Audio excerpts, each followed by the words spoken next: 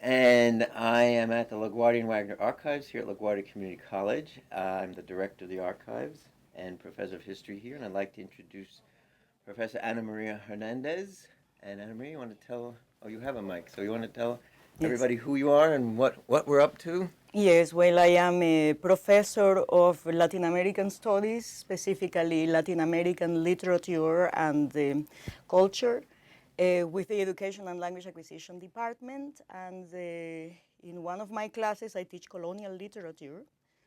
And today, I believe we are going to speak about Sister Juana Inés de la Cruz, one of the great stars in Latin American literature. And the reason we're doing this is because what we want to do is for faculty here at LaGuardia to talk about their passion and a topic that they're very interested in. And then we will go with Ana María to her classroom and watch her teach this topic to her students. But first, let's talk about the topic. So tell us, what is it? What brings the passion out? What is it that got you so interested in this woman? When did she live? What did she do? And how does she relate to you personally?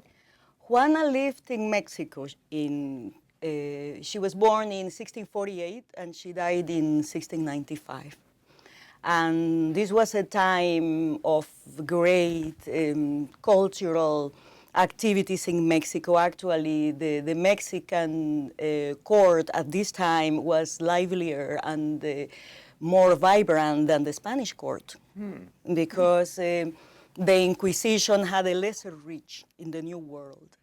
And she was fortunate enough to have two viceroys, and especially two vicereines who were very much interested in new ideas and new philosophies. And she was a woman who had a great passion for knowledge. So she found two sponsors who protected her. And how does she relate to me? Well, there is Juana reminds me of a favorite quote from Medea. Now, this may not be, don't try this at home. This may not be, but there is Medea's last monologue when she confronts Jason, and she says, I, a woman, alone against you and the might of Corinth, have met you deed by deed, sword by sword, and grief by grief.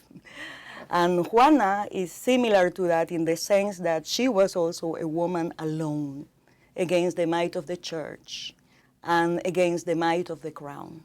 And she certainly rose to the circumstances. She certainly blazed a trail for women who came afterwards. Now, how does that relate to me? Well, I am a woman, not alone, because these are different times, but in my lifetime, I participated in the feminist movement.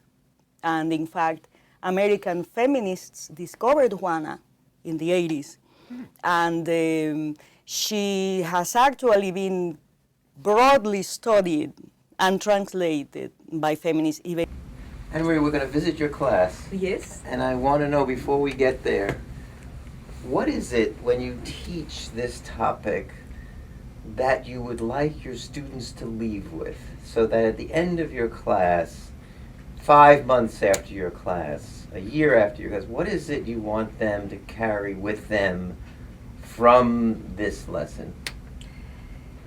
What I have seen in students, both men and women, and what I like to see is an awareness of the freedom that knowledge brings you. Even if your contemporaries do not understand you completely, even if you have to fight, I can say that Juana was happy. That Juana was a lot happier being a rebel, even though she died when she was 46, even though everything that she had to come from. She had a destiny, she realized her destiny. And the fulfillment, the happiness and the fulfillment of following your own path. This is what I want them to know. You know, that knowledge, when you have that call, you have to follow it.